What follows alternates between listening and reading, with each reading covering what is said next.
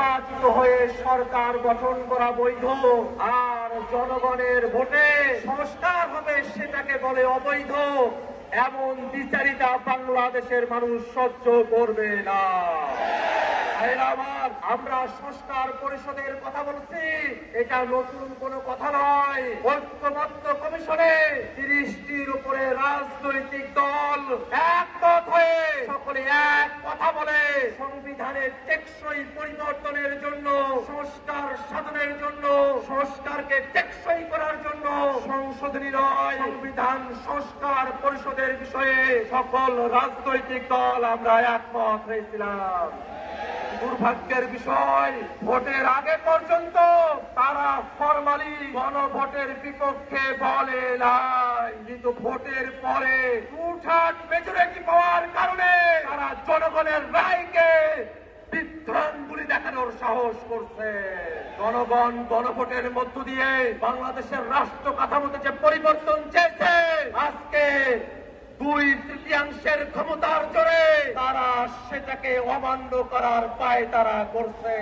আমার তারা সংবিধানের কথা বলছে, আমরাও বলি দেশ পরিচালনা করতে সংবিধান লাগবে, কিন্তু সেই সংবিধান 72-এর মুজিববাদী সংবিধান না, সেই সংবিধান শেখ হাসিনার সংবিধান না, সেই সংবিধান কোন দল বিএনপির সংবিধান না।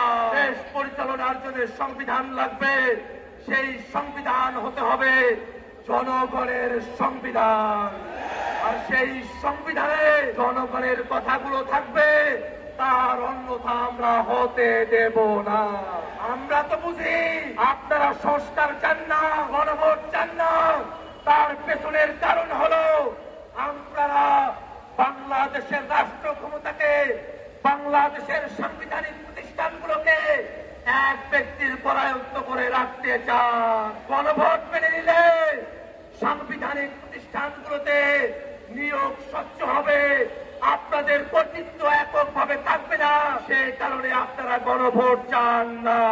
গণভোট মেনে নিলে তত্ত্বাবধায়ক সরকারের অন্তর্বর্তীমূলক সম্মিলিতভাবে একটা কাঠামো আসবে, আপনারা সেটা চান না। গণভোট কার্যকর হলে উচ্চকক্ষ হবে ভোটের বিহার অনুযায়ী, আপনারা সেটা চান না। আপনারা মৌলিক কাঠামোর পরিবর্তন চান না, এই কারণে এই গণভোট চান না। আমরা বলতে চাই, সংসদে আপনাদের সংখ্যাগরিষ্ঠতা থাকতে পারে, কিন্তু বাংলাদেশের জনগণ 70% সংখ্যাগরিষ্ঠতা নিয়ে রাজপথে আছে। এই জনগণকে কোনোভাবেই অমান্য করে আপনারা টিকে থাকতে পারবেন না। আপনাদের পতন নয়, আপনাদের সুন্দর পদক্ষেপের অপেক্ষায় জাতিকে সাথে নিয়ে আমরা অপেক্ষা করছি।